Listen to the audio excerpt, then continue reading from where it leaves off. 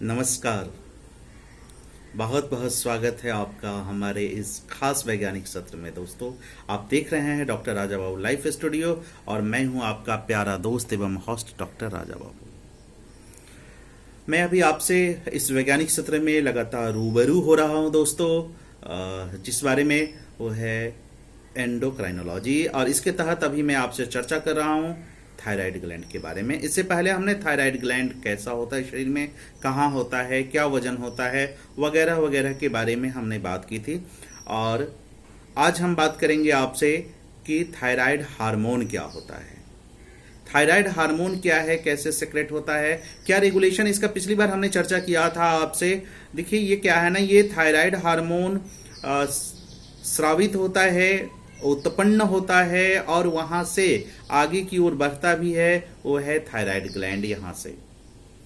और कैसे होता है तो देखिए, इसका जो मैंने बताया था स्टिमुलेटिंग फैक्टर है थायराइड स्टिमुलेटिंग हार्मोन। वो थायराइड स्टिमुलेटिंग हार्मोन जो है वह हमारा जो पिट्यूटरी ग्लैंड है, उसको याद कीजिए, उस समय हमने बताया था कि एंटीरियर लोब है, आगे वाला हिस्सा है, वहां जब हाइपोथैलेमस अपने पिट्यूटरी पर, एंटीरियर लोब पर, उस पिट्यूटरी पर हाइपोथैलेमो वेसल्स है ना, उस वेसल्स के जरिए है ना आपको इन्फ्लुएंस करता है, चूंकि वह हाइपोथैलेमस वहां से रिलीज करता है थायरोट्रोपिन रिलीजिंग फैक्टर या थायरोट्रोपिन रिलीजिंग हार्मोन। और उसके तहत क्या होता है कि उससे आपको आयोडीन होता है ना, इसका आयोडीन होता है। उस आयोडीन के थ्रू जो, देखिए इस हार्मोन का पहली बात बता दूं, थायराइड हार्मोन का जो प्रीकर्सर है, यानी कि जो रॉ मटेरियल है जिससे यह पैदा होता है, यह है आयोडीन। आयोडीन के इससे क्या होता है कि थायरोट्रोपिन रिलीजिंग फैक्टर जो है वह इंफ्लुएंस करता है, वहां से जाता है एंटीरियर लोब जो पिट्यूटरी ग्लैंड का है उसके पास कि जाइए अब आप हार्मोन सेक्रेट कीजिए। वहां से थायराइड स्टिमुलेटिंग हार्मोन सेक्रेट होता है, और थायराइड स्टिमुलेटिंग हार्मोन अब क्या करेगा, थायराइड ग्लैंड को बोलेगा भाई शरीर में जरूरत है, तुम थायराइड अपना हार्मोन पैदा करो, है ना। और उसमें क्या होता है इसको समझिए कि थायराइड हार्मोन जो है शुरुआती दौर में थायराइड ग्लैंड में थायरोग्लोबुलिन नामक प्रोटीन से जुड़ा होता है, और जब ये रिलीज होने पर आता है तो थायरोग्लोबुलिन जो है वह आपको थायराइड हार्मोन उसको खा जाता है, थायराइड सेल खा जाता है। थायराइड भी सेल का बना है ना, टिश्यू से बना है, तो वह उसको खा जाता है। और T3 T4 दो हार्मोन है इसका, जो मुख्यतः वह इसके द्वारा आगे डिस्चार्ज हो जाता है। और मुझे लगता है कि इस बात को, मोटा मोटी बात पिछली बार हमने चर्चा किया तभी समझ गए। देखिए थायराइड हार्मोन से मूलतः जो हार्मोन सेक्रेट होता है वह है ट्राई आयोडोथायरोनिन, क्योंकि आयोडीन से बना है ना, आयोडीन से, इसलिए इसमें आयोडीन लगा है। ट्राई आयोडोथायरोनिन, थायरॉक्सिन या टेट्रा आयोडोथायरोनिन। ट्राई आयोडोथायरोनिन को T3 कहते हैं, टेट्रा आयोडोथायरोनिन को T4 कहते हैं, और अगला है कैल्सिटोनिन। हम सब पर एक एक करके चर्चा करेंगे, सब में जो गड़बड़ी आती है, जो कारण है गड़बड़ी की, सब पर भी हम चर्चा करेंगे, जैसे आप लोगों से उस कड़ी में चर्चा किए थे। देखिए ट्राई आयोडोथायरोनिन, सबसे पहले बता दूं कि ये जो हार्मोन है टायरोसिन बेस्ड हार्मोन है। टायरोसिन जो है ना, सबसे पहले आपको जूटस वॉन लेविग साहब ने खोज किया था, सबसे पहले जो जर्मन केमिस्ट थे, तो उन्होंने बताया टायरोसिन का मतलब चीज होता है, तो टायरोसिन बेस्ड हार्मोन है। और ये जो थायराइड हार्मोन है ये मूलतः कहां से एक्टिवेट होता है, जब थायराइड स्टिमुलेटिंग हार्मोन एक्टिवेट होगा तो वह क्या करेगा, एंटर पिट्यूटरी लोब पर जो ग्लैंड है उसको क्लोज्ड लूप फीडबैक प्रोसेस के जरिए इसको कहेगा कि आप आगे की तरफ अब आप सेक्रेट कीजिए। अब क्या है, थायराइड हार्मोन ट्राई आयोडोथायरोनिन निकालेगा। और एक चीज ध्यान रखिएगा, जैसे ही शरीर में, मैंने पिछली बार बताया था कि वहां पॉजिटिव फीडबैक और negative feedback, close loops feedback loops जो मैंने बताया प्रोसेस है, कि जैसे ही शरीर में T3 T4 यानी थायराइड हार्मोन का लेवल बढ़ता है तो TSH क्या करता है, वह अपना एंटीरियर लोब जो पिट्यूटरी का है वह TSH का प्रोडक्शन कम कर देता है। जब उसका लेवल बढ़ गया तो कम कर देगा, और जैसे ही इस हार्मोन का लेवल ब्लड में कम हो जाता है तो क्या करता है, TSH अपना लेवल बढ़ाएगा कि अब ज्यादा निकालिए, है ना, ज्यादा आप ये प्रोसेस ये कीजिए। तो ये इसका क्लोज लूप जो मैंने बताया फीडबैक प्रोसेस है, उस प्रोसेस के जरिए ये कंसंट्रेशन इसका मेंटेन रहता है। टीएसएच का लेवल बढ़ा हुआ है तो समझिए कि T3 T4 का लेवल ब्लड में कम है। अगर T3 T4 यानी ट्राई आइडोथायरानिन और टेट्रा आइडोथायरानिन का लेवल बढ़ा हुआ है तो टीएसएच का लेवल कम है। टीएसएच का लेवल कम है मतलब वो ये जस्ट निगेटिव फीडबैक मैकेनिज्म है जिसके जरिए काम करता है। और सबसे बड़ी बात बता दूं आपको कि ये जो ट्राई आइडोथायरानिन है ये ट्रू हार्मोन है, यही ट्रू हार्मोन है और ये 4 गुना ज्यादा शक्तिशाली है T4 से और 4 गुना ज्यादा तेजी से काम करता है। ये मात्र 20% ही होता है टोटल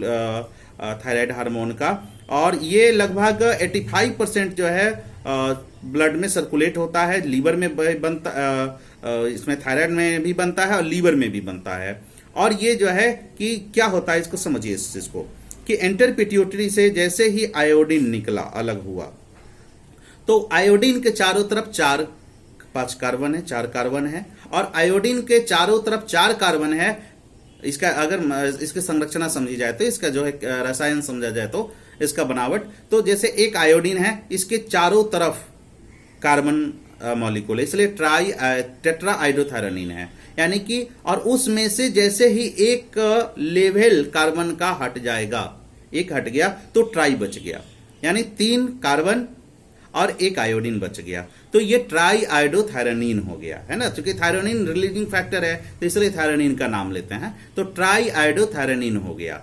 तो टेट्रा से बन किस रहा है, टेट्रा से बन रहा है, टेट्रा से ये निकल रहा है और इसका हाफ लाइफ जो है इसकी शायद बनावट समझ गए होंगे शायद इसकी क्या है, ये 4 जो T4 है उससे ये निकलता है, उसमें से एक कार्बन रिंग हट जाता है तो ये T3 बन जाता है और इसका हाफ लाइफ 2.5 डेज लगभग आका गया है और ये बनता है थायराइड ग्लैंड में भी लेकिन कम अमाउंट में, ज्यादातर ये लीवर में है ना, लीवर में सिंथेसाइज होता है और एंटेरिक पिट्यूटरी से जो निकलता है वहां से सेक्रेट होता है। अब क्या होता है कि ये ब्लड में आता है और ब्लड में आएगा तो जो ब्लड में प्लाज्मा प्रोटीन है उसको बांध लेगा और उसके अपने हाफ लाइफ के जरिए ऐसे यह हार्मोन काम करेगा। इसका आप देखिएगा सबसे इंपॉर्टेंट चीज है ये हार्मोन, कहिएगा कि क्या है, हमने बनावट समझा कि कैसे है कैसे निकलता है इसको समझ लिया क्योंकि ये बनावट में ज्यादा समझना नहीं है। टेट्रा आइडोथायरानिन है, जैसे एंटेरिक पिट्यूटरी से आयोडीन वाली 4 रचना वाली बनती है उसी जगह पिट्यूटरी ग्लैंड के द्वारा है क्योंकि थायरोट्रोपिन रिलीजिंग हार्मोन फैक्टर जो है हाइपोथैलेमस सेक्रेट कर रहा है। हाइपोथैलेमस से आपके एंटर पिट्यूटरी पर प्रेशर आया टीएसएच का और टीएसएच जैसे ही गया एंटर पिट्यूटरी पर वहीं आयोडीन से बनाएगा कि जाकर के आयोडीन उसका रॉ मटेरियल है, थायराइड ग्लैंड के पास जाओ जी सेक्रेट करो। तो टेट्रा आइडोथायरानिन है 4 भाग वाले है, वो एक भाग उसमें से निकल जाएगा तो 3 बचेगा, 3 को हम तो ट्राई आइडोथायरानिन कहेंगे। टेट्रा पर हम लोग बाद में चर्चा करेंगे। तो देखिए इसका सबसे अहम इफेक्ट क्या है आपके शरीर पे कि ये हार्मोन आपका शरीर में जो बेसल मेटाबॉलिक रेट है, मेटाबॉलिज्म का जो रेट है उसको बढ़ा देता है, उसको बढ़ाता है। दूसरी बात ऑक्सीजन जो आप लेते हैं, शरीर की शक्ति जो है, एनर्जी जो लेते हैं वो आपको इसको बढ़ाता है ना, इसको बढ़ा देता है। जैसे अगर ये कमी हो जाएगी तो आपको शक्ति नहीं मिलेगी, शरीर लगेगा शिथिल है। हम इस पर बाद में चर्चा करेंगे। इसके अलावा बहुत सारा जो टिश्यू है बॉडी का उस सब पर ये काम करता है। साथ में ये जो RNA polymerase first and second है उसको स्टिमुलेट करता है कि प्रोटीन सिंथेसिस करो। इस प्रकार ये प्रोटीन सिंथेसिस का भी काम करता है।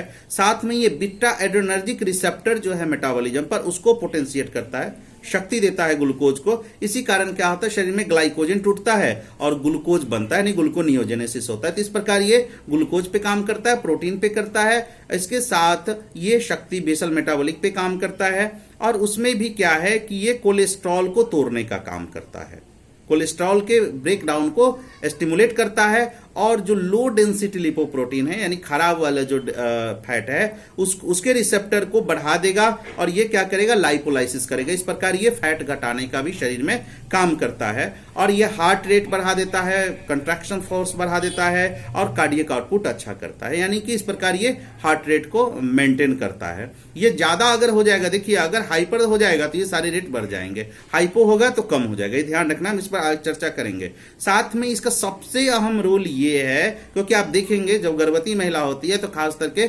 थायराइड हार्मोन की जांच कराई जाती है, क्योंकि ये जो ट्राईआयोडोथायरोनिन है ये बच्चा को जो गर्भ में पल रहा है या उसके बाद जो इन्फेंट है उसको विकसित करता है। पोस्टनेटल यानी कि उसके बाद जो है ब्रेन का जो ग्रोथ है ना, उसको ये विकास कराता है। सेंट्रल नर्वस सिस्टम जो है ब्रेन का, स्पाइनल कॉर्ड का, उसका ये विकास कराता है। साथ में ये माइलिन जो है, जो नर्व का एक पार्ट है माइलिन, उसके ऊपर आता है। हम इसकी चर्चा किए हुए हैं, कई बार करेंगे, आप उसके लिए हम नर्वस सिस्टम देखें। माइलिन का प्रोडक्शन बढ़ा देता है, न्यूरोट्रांसमीटर का, और साथ में एक्सन जो है और लीनियर ग्रोथ ऑफ एक्सन का जो है ग्रोथ बढ़ा देता है। साथ में बोन का सीधे रूप में विकसित करना ये हार्मोन इतना काम करता है। और ब्रेन में सेरोटोनिन का सेक्रेशन ये करता है, जिस कारण आपको नींद अच्छी आती है। सेरोटोनिन पर हमने चर्चा किया है और इसका आजकल हम लोग उपयोग भी कर रहे हैं, जिसमें कि अगर रिफ्रैक्टरी डिप्रेशन है तो उसमें भी उपयोग किया जाता है ये। साथ में थायराइड हार्मोन की कमी हो गई तो इसका उपयोग करते हैं। साथ में काउंटर फैट लॉस करना है अगर, है ना, over the counter fat loss supplement के तौर पे इसका उपयोग करते हैं, क्योंकि हमने देखा ही लाइपोलाइसिस का काम करता है। लेकिन सहयोग दूंगा आपको, मैं ये सजेशन दूंगा, खुद से आप इसका उपयोग नहीं करेंगे कि हाँ चलो बताया गया है तो हम ट्राईआयोडोथायरोनिन खरीद लिए और उससे हम फैट घटाए, ये आप नहीं करेंगे, है ना। जनरली देखेंगे जो थायराइड हार्मोन के हाइपोथायराइडिन का मोटी होते हैं लोग, उसको ये दवा देने पर तुरंत ये क्या करता है ना कि उसका शरीर को कम कर देता है, लाइपोलाइसिस का काम करता है। जैसे बहुत सारे ऐसा शोध किया गया जिसमें पाया गया है चूहा पर ये जो है ना मेटाबोलाइजेशन ऑफ फैटी एसिड ज्यादा रहता है और फैट को बर्न करता है, तो इसलिए फैट घटाने के लिए भी इसका उपयोग करते हैं। अगर कोई डिप्रेशन में है तो इसका उपयोग करते हैं। और इसका शरीर में नॉर्मल लेवल जो है 100 से 200 नैनोग्राम होता है पर डीएल, है ना, एनजी पर डीएल जिसको बोलते हैं। 100 से 200 ये मापा जाता है, ये नॉर्मली होता है। तो इस प्रकार हमने ट्राईआयोडोथायरोनिन यानी कि हार्मोन का एक हार्मोन की चर्चा की। हम सभी की कमी और इसके बारे में बात करेंगे, इसमें गड़बड़ी होगी तो क्या होगा, और सारी बीमारी पे चर्चा करेंगे।